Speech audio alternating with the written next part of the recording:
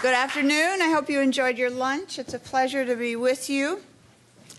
I am here to introduce Gerald Hines, and the irony of this is that he needs no introduction. So it's a bit of a tricky job here, but I will try. The good news is that there was a wealth of information to tell you about Jerry. He's had a lovely long life so far, and he's accomplished a lot. I have a plug for a book without shame because it's not mine. So usually I don't have to introduce a speaker and have to read all of this to do it, but it's a good read. Jerry was born in Canada a fair number of years ago. You were born in the United States and you moved to Canada. Your parents were in Canada. All right, see, I've screwed it up already. Can you believe this? The story of my life.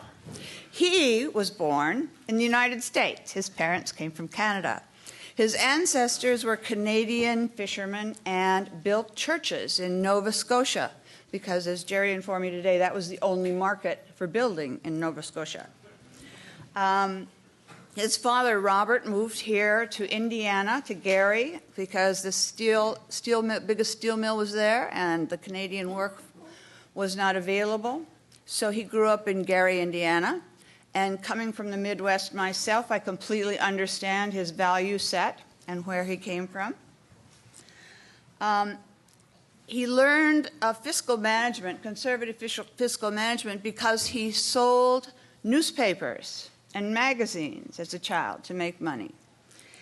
Another influence on his life at that point in time was someone called Mrs. Talbot, who was his high school math teacher. And it's where he fell in love with the slide rule. And he has always been able to calculate ROIs, cost of construction, and everything faster than any other human being on the planet. In fact, Michael Topham, an executive vice president in Hines, in charge of Europe, told me yesterday on the phone that Jerry used to drive them crazy with this slide rule. We'd all come prepared with our budgets and sit there with our calculators, Michael said, and then Jerry always revealed the answer earlier than anyone else. So he's famous for his slide rule. I want to show you a photo of Jerry in 1943 from his high school yearbook. Okay. This is his high school graduation photo. He went on to Purdue University to study engineering. His father recommended that he study engineering because engineers don't get laid off in the Depression. So that was a good, solid advice. He worked in a cafeteria to make ends meet. This is a man with an incredible work ethic. Another interesting photo that I found of Jerry, and this is not working.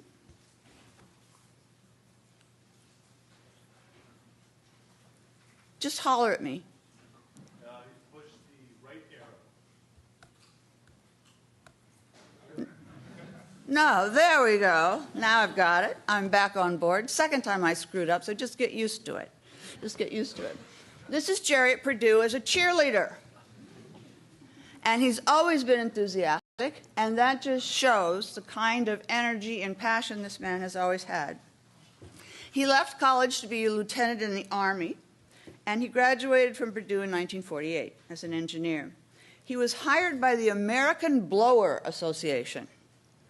And after he was trained, he decided to go with American Blower to Houston because it was a boom town.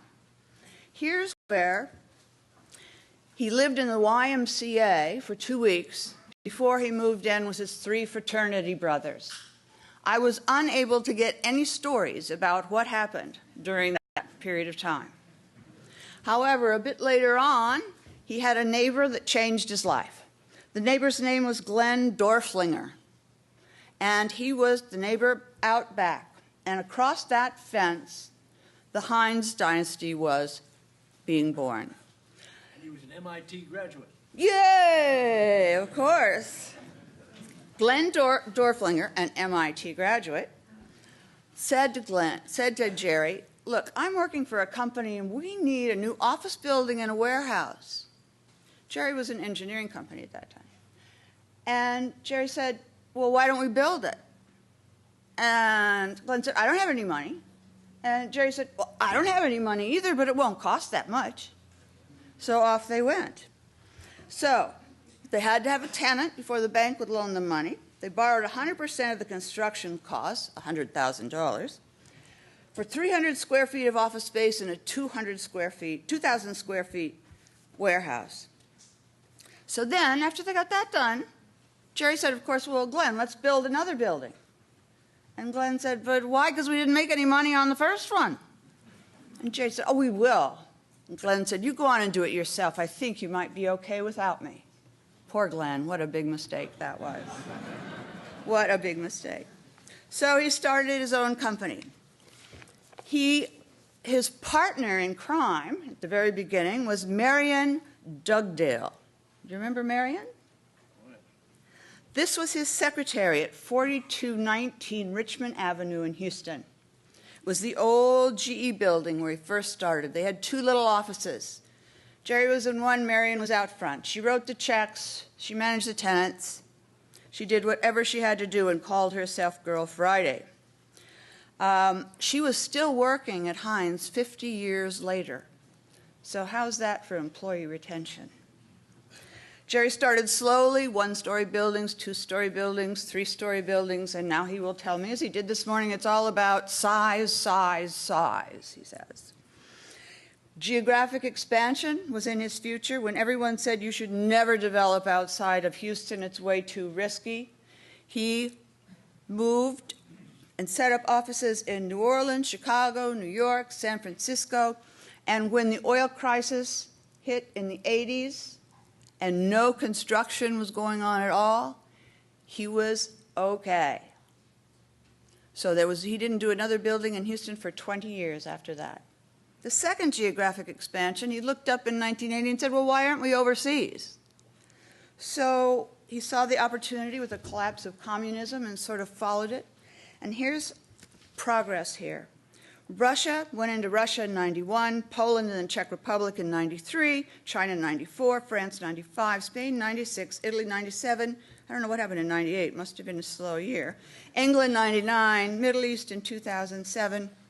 So he built all of that. Not only was he a cheerleader, he was an athlete. He is an avid skier, mountain climber, bicyclist, I don't even know how many he has for sure, and a golfer. And sailing is probably one of his biggest passions. He was an athlete and he is a sailor.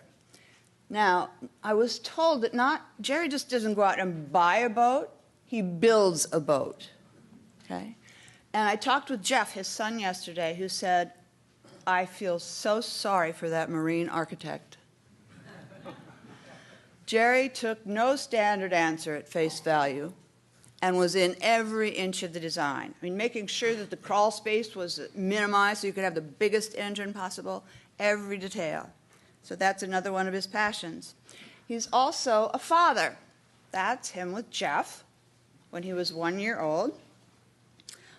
He has 4 grandchildren, another one on the way.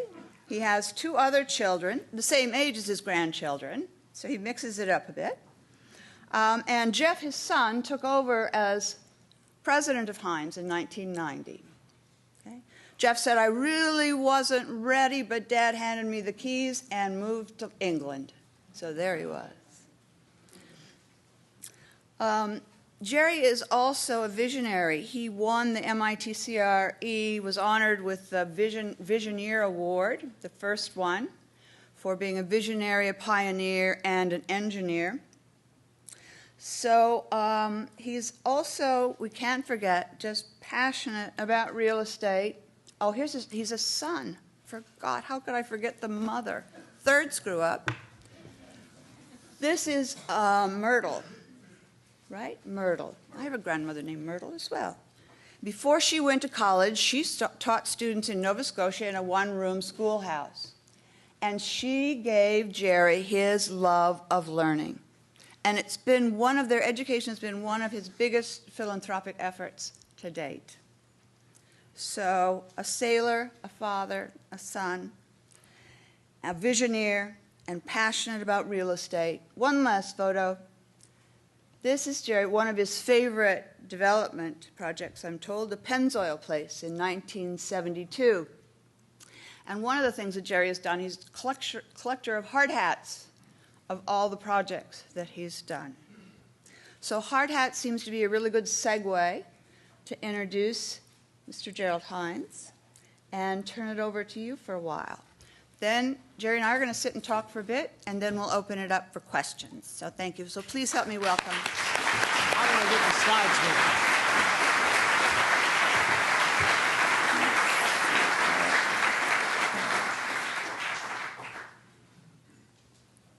And what do I have to press? This. Okay, just there. That's Okay. so. Well, I'm not sure I deserve all that, but I'm here, so you'll have to suffer through.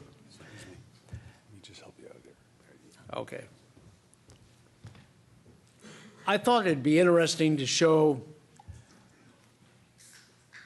some of the things that we consider to be the prominent items of our lessons that we've learned in the development of our company. I think lesson number one was quality architecture. What do we mean by quality architecture? Something that endures, something that meets the marketplace and gives you good occupancy and continuing good occupancy, and then mechanical systems that provide good service and low cost and are environmentally compatible. And how you come through an economic cycle with a building, you want to be the last to lose occupancy and the first to gain it. And I think that's what we've tried to develop. And I have a love for great architecture. I think as an engineer and developing these systems, I've found where all the loopholes are, some of the loopholes in engineering and design, and it's not easy to uncover those with your architect and engineer. This isn't working. It's like the blind leading the blind up here, Okay. isn't it? There. Okay. It's this one. Had the wrong button. This gives an idea of our numbers. We are 3,300 people. That's a lot of people to manage. And we'll talk about how we're managing it. 63 cities, 37 international cities. And you can see the totals of what we've been doing. So how do we talk about quality architecture? How do we get it? That's a very difficult process. And how do you keep from making the same mistake twice? So we've centralized that into what we call our conceptual construction group. And when we build buildings and have occupancies like these, it does take a lot of work and design efforts and control of the design process in these remote parts of the world. And so these show you some of the occupancies that we've had and the different architects working with these crazy architects like Philip Johnson and John Berge, Kevin Roach. And Skidmore was one of our first, major architect, international architect, helped us on one shell, and I'll show you that. But these are the occupancies that we're getting in these buildings, and we think it's due to the reputation that each of the buildings make in that particular part of the world and that particular city. But this shows you again the different aspects of of our occupancy, and then a commitment to sustainability. Sustainability, we found, and one of our first projects was One Shell Plaza. We won that. It was the tallest concrete building in the world at the time it was built.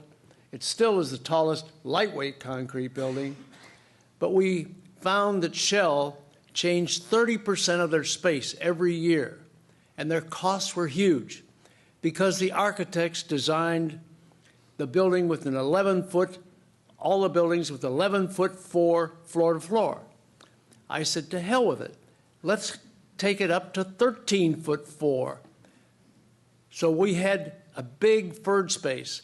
So we did very low pressure ductwork that we could tape, round ductwork, just like we did in gravity furnaces in the Midwest. And you could tape your ductwork and just slide it together. We reduced their cost by over 50% to 60%. We won the project, but what we didn't know was that additional 2 feet of FERD space, when the computer world came, we had capacity and we had space to make those changes. So that accounted for a building that's over 40 years old. We're still 100% occupied in that building, and we use those same principles on 300 North LaSalle. When the crunch came, we had a 92% leased building. We could create liquidity. These are some other buildings that, again, in terms of, and those other two previous buildings were all gold. This is a platinum, and it gives you some idea of our square footage of LEED's buildings. Opportunities exist in acquiring buildings, but you got to be sure you add value. I think our biggest hickey has been acquiring buildings in the late part of the cycle, and maybe some of you have had that problem. To know when that cycle is at the top, when you can borrow equity, all the equity, guys, it's time to stop and sell. Okay, this is some of our first acquisitions, and these have, some have been very good. This one we just were involved in a sale and adding to our liquidity, and I think that these are, again, acquisitions. And then we went into mixed-use developments, make for better communities and lower risk. The Galleria was one of the first projects that I did at the time that we did One Shell. Crazy, crazy. We had a $6 million net worth, at the real estate net worth, when we did these two projects. But we got Neiman Marcus, and it was tremendous success, and I was worried. Innovation comes from need. We had situations in a shopping center, 3 levels. I wanted to do 4, but I didn't have enough money, so we did 3. But I was worried about the rents on the lower floor. And I said, rents were 20% on the lower floor versus the main floor. So we came up with the idea, why not an ice skating rink? The only ice skating rink that had been put in a shopping center was in Washington, and it was all enclosed separately because of the operating costs. So we checked the operating cost. I knew it was maybe 10 or 12 cents a square foot of that lower floor. Hell, I said, I think I can get $1 more. Well, not only did we get $1, we got equivalent to the ground floor, the main floor, for that space, and we put it in the open, and we paid the operating cost, but it provided traffic, and the traffic created rent and gave us a good result.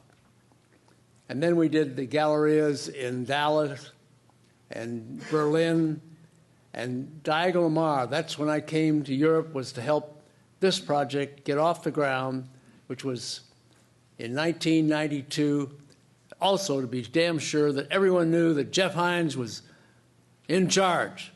I wasn't there anymore. And this is Milan. We happen to have one of our partners here today, and Teachers is a partner with us in this project. It's the largest project in Italy. It transforms the whole downtown, and it's approximately 5 million square feet. And again, Cesar Pelli was the architect on the original phase, did a fabulous job, and we just secured a 700,000 square foot tenant from Unicredito, the biggest bank in Italy, and that helps put this in a safe position at our pro forma rents. So this is another mixed use in DC. Again, we're 4 blocks from the White House. We had to raise $900 million of equity and debt at this time. Very, very difficult, gentlemen, and no tenant. So a spec project with $900 million, we did it. Qatar is our partner, and we will be under construction within 6 months. And this is a project in Shanghai. Again, Shanghai is a great city. This is near Fudan University, which is the Stanford of China. It had an interesting story. 3 months ago, we built a sales center for our first 450 units. We thought it would take 6 months to sell it. We opened it on Saturday morning. By Sunday night, we had sold all 450 units. That's unusual.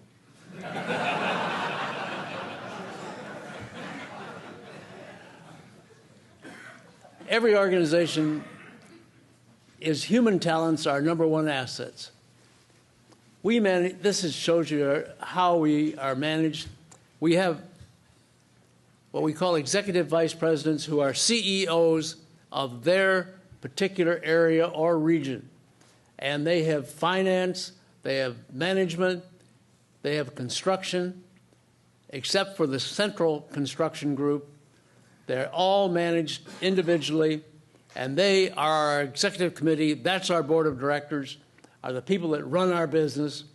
And those 6 or 7 people have reporting ability to us, and it has created a very flexible kind of organization where it's quick response back to the management, and we have support for each of them in finance, construction, conceptual construction, and it allows the kind of response you need in real estate, which is immediate. And this shows the different regions and how we're managing them. We'd love to go to places like Vietnam. We're in India, China, Russia, Brazil, Poland, the Middle East, Abu Dhabi, Saudi Arabia. Not easy places, but there is a limitation, and how you get there, and we'll talk about that later. That's where the opportunity is going to be in the emerging markets, but how do you set yourself up, and what are the huge dangers in these economies? And this is, I spend a little time at the School of Architecture at the University of Houston. This is our 50th anniversary, And this is Diagonal Mar that I went to Europe to help get off the ground.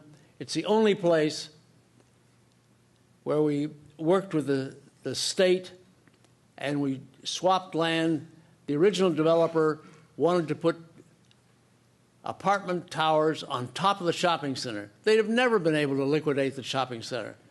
So we said, let's move them off of that, create a park that went to the sea, and we created 1,500 units, office buildings, 3 hotels, a 1 million square foot shopping center, and it's the only place where we started to sell at 1 and the final prices were 7.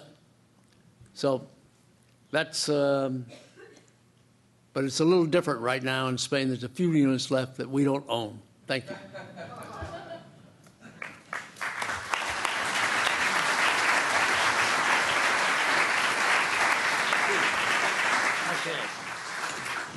All right, good. Thank you very much.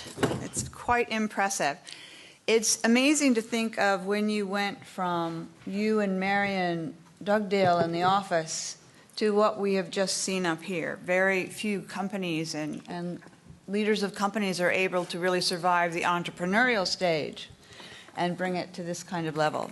You've also created a culture where the average executive tenure at Hines is 37 years. They've been with the company. Your tenant satisfaction and retention rates are fabulous.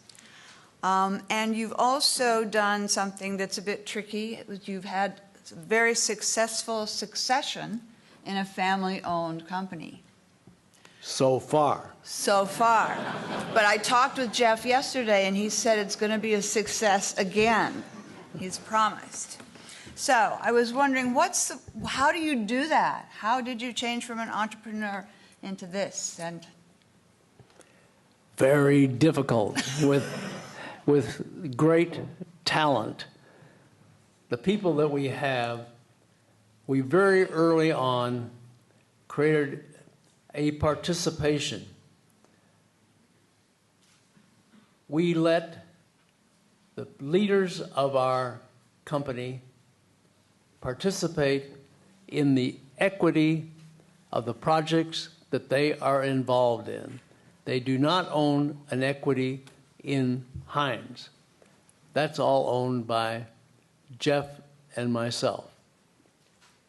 We didn't want ever to have any infighting. And by giving equity interests to our leaders, we give 50% of the equity in our projects to our people. That is the highest that I think that anyone that I know of has. And then when they lose something. And so they have, when they come and they ask to do a project, we say, let's take a look at your capital account. Oh, yeah, you could lose, or no, you can't. You couldn't lose.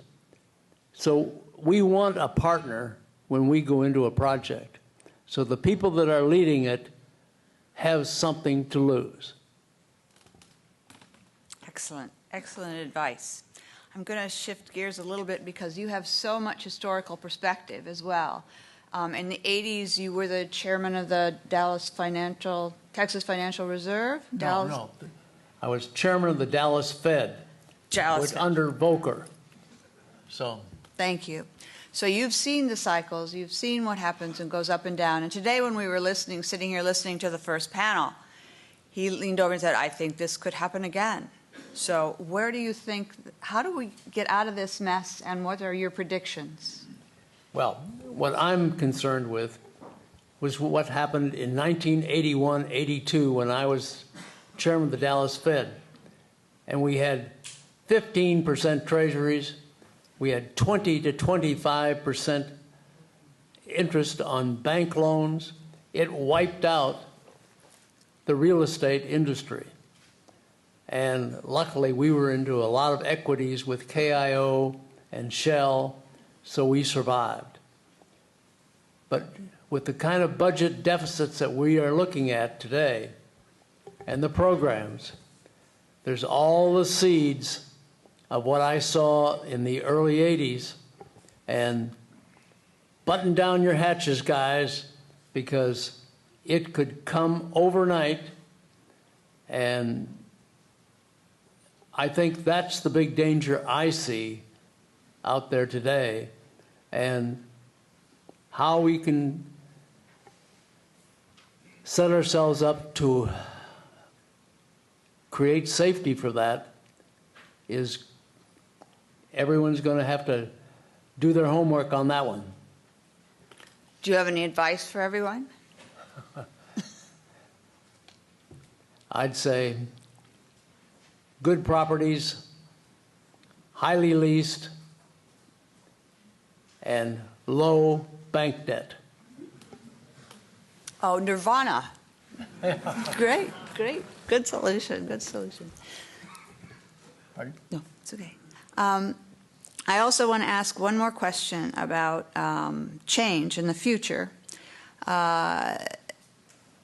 You're certainly a person that keeps up with all the change. You have the newest camera every time. He was the first one in line for the iPads, bought 3. So this is a man who knows what's going on. And we all know that there's not going to be any normal again. We know that technological change, climate change, political unrest, economic uncertainty, all of these things are happening. They're here to stay. So when you look at this environment, what do you think are the opportunities for development? Where do we go? What do we do? Do we all have to go to China? What do you think? Well, I think there will be great opportunities in the emerging markets. But when you go to an emerging market, you'd better know what you're doing. When we went to Russia in early 90s, we went as a consultant, a property manager, and an asset manager. We took over a major property in Moscow that was owned by UPTK. And we took it from a 2% occupancy to a 98% occupancy. UPTK was part of the KGB. They helped us understand the structure a little bit. They owned all the buildings in Moscow. So when you go to an underdeveloped country, so it took us 5 years before we risked $1 of equity. We understood where we were going. It's the only place in the world where we invested $1 and took home 3. So but there's a lot of people that have gone broke there too.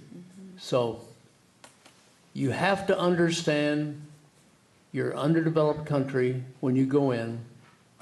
Study the time, take time to study it, understand the culture, where the traps are. There's a lot of traps you never would have thought of. So there is opportunity, but it takes a lot of studying. Okay, I could ask lots of questions. Since I read the book, it just generated a lot more questions. But I'm going to turn it over to all of you now to ask Jerry some questions, because we want to know what you're thinking and what you're interested in. So it's yours. Any questions?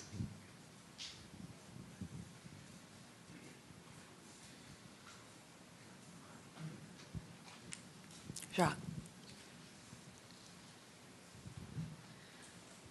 Jerry, you mentioned the role of talent in the success and longevity of your firm. Talk a bit more about what kind of talent and how it's changed, and how schools like MIT and other educational institutions are or are not meeting your talent and skill requirements. We do recruit from the real estate schools and the MBA schools. And I think we want people that have a good general education, We like combinations of engineering and business.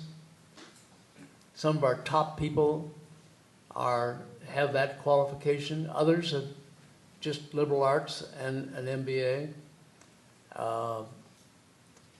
I think, but they all have good interpersonal skills. So beyond the educational level, we look for people that can get along with other people, that make an outstanding presence, have good speaking ability, and can stand on their own. I mean, that's a bigger item of the selection than the actual educational requirements. Isn't that just an advertisement for leadership? I'm just so happy. That's great. Other questions? Yes, the back. Nope. I'll get you next.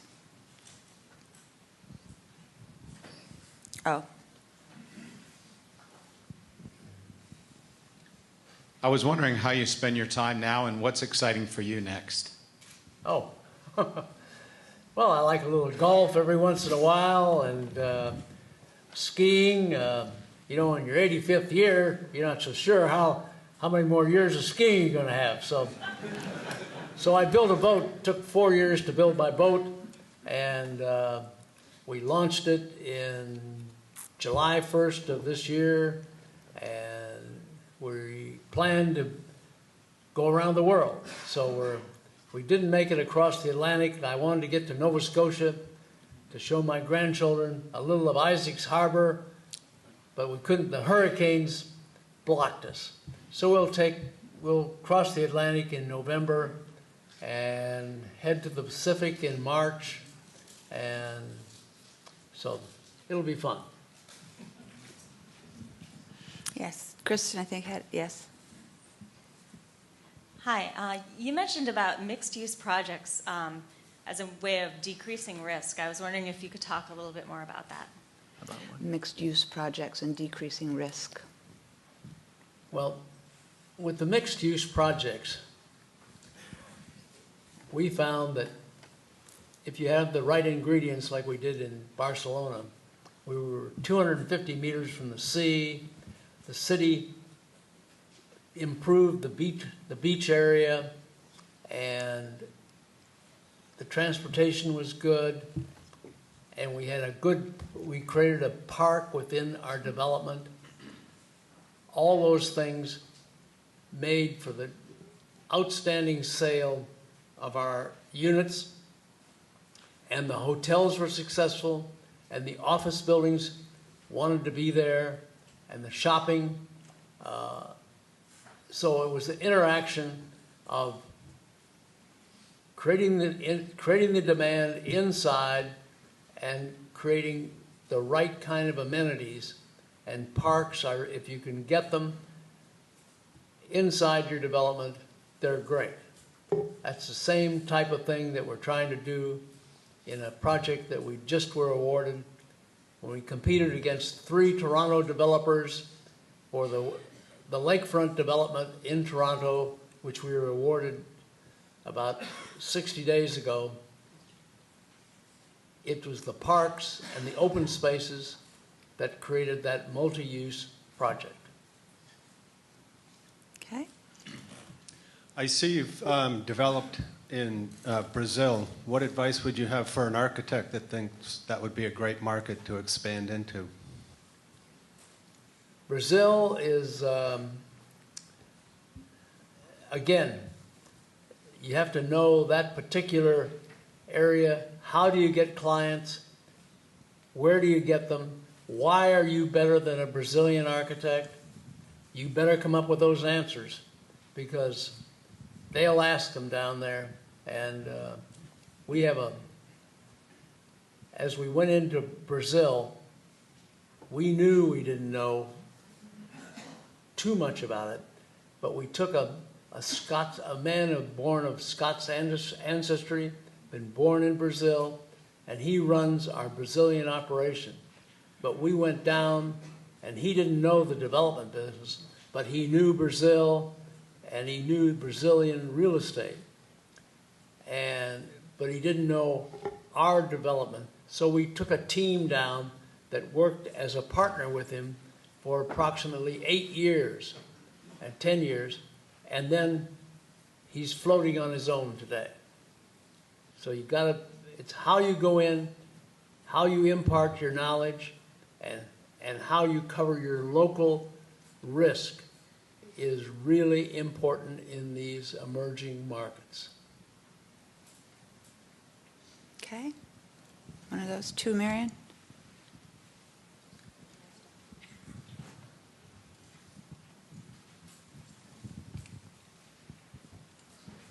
So you mentioned how talent was one of the components for your success. So I'm curious as to know what sort of culture you developed for the company to build on that talent.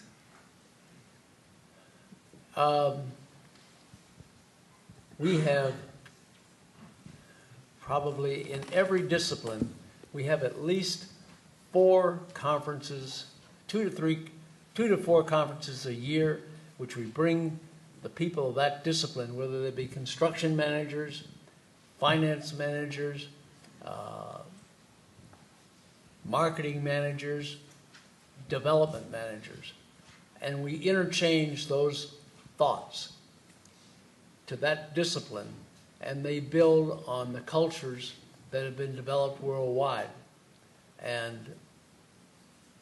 so that, let's see, next month we have a conference where we bring a lot of our investors to Paris, and we will interchange them with a lot of our people in the different disciplines.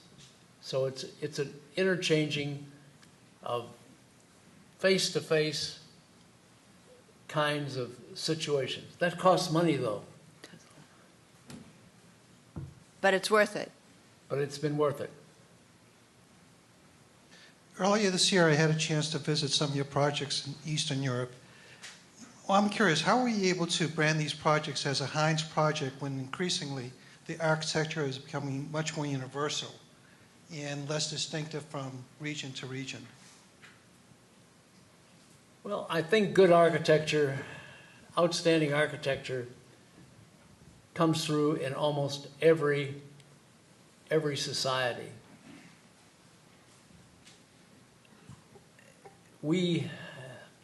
I know in Poland, we developed a downtown building with Norman Foster. It achieved occupancies much faster than our competitor, sold at a much lower cap rate. Again, we were able to access German capital in the sale of that property because it was an outstanding location, an outstanding building, and good occupancy. So we think that good architecture, you don't have to use a national architect necessarily.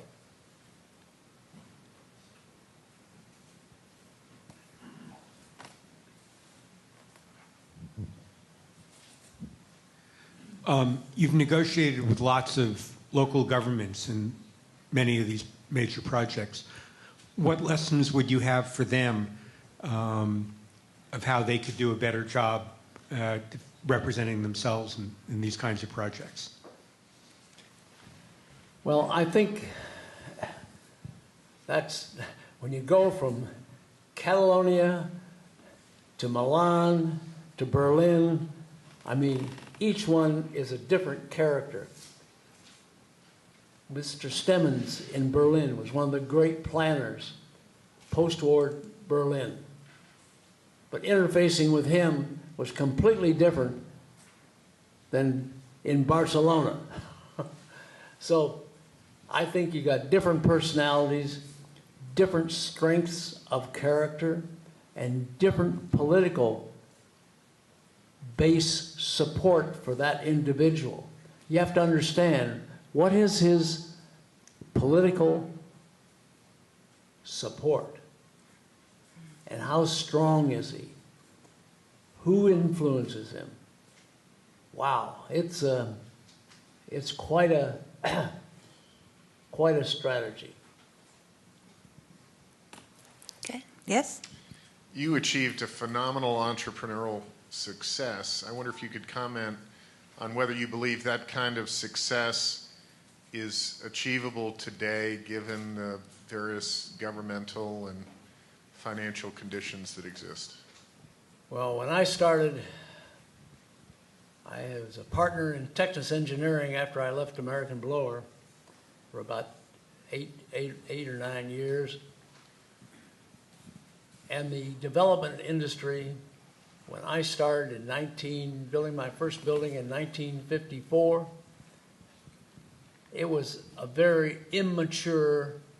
I remember Zeckendorf getting up, and after about 5 or 6 buildings, he went broke.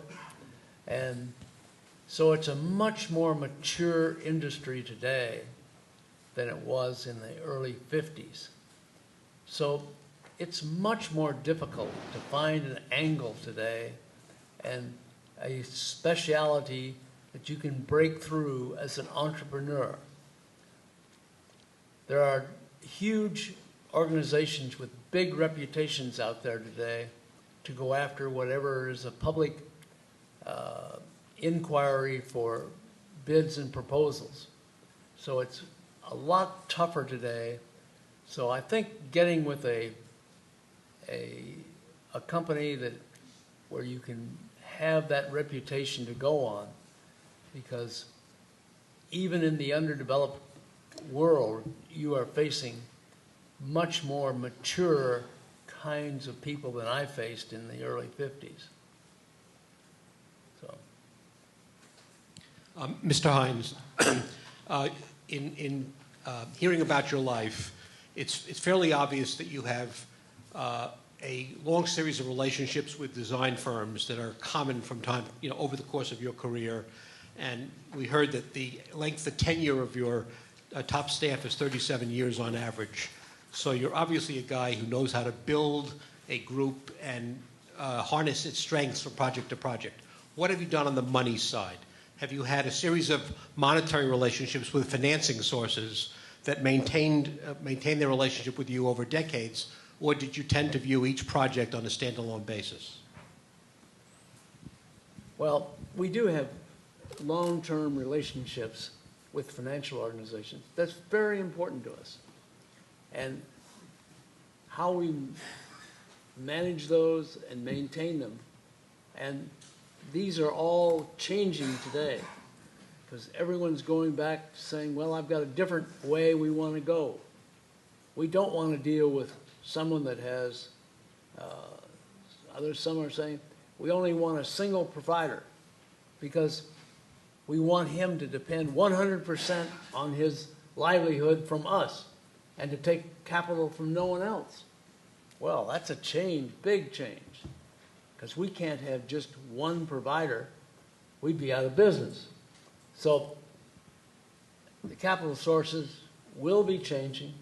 There'll be a lot of turmoil as it comes out of this pot right now, but hopefully we'll adapt. Okay, I think I will close this out. First, I have one more question for you. As you know, I teach leadership, and one of the things that I tell our students is that you cannot dream big enough. And you certainly are a living example of being able to dream and never big enough. Since we're here to develop the next generation of leadership in the industry, what advice would you have for them? I would say, get your fundamentals down, get your ability to work with people, develop those skills, be sure that you have a good foundation in finance, understanding architecture, engineering, and servicing of that product. But you have to look at, you can't be a single point kind of person that has only one skill. It's the multiple skills that make the person and develop the judgment. Well, I want to thank you because you have been here to educate us and to share your experiences with us, and it has been a great honor. Thank you very much. Please welcome me.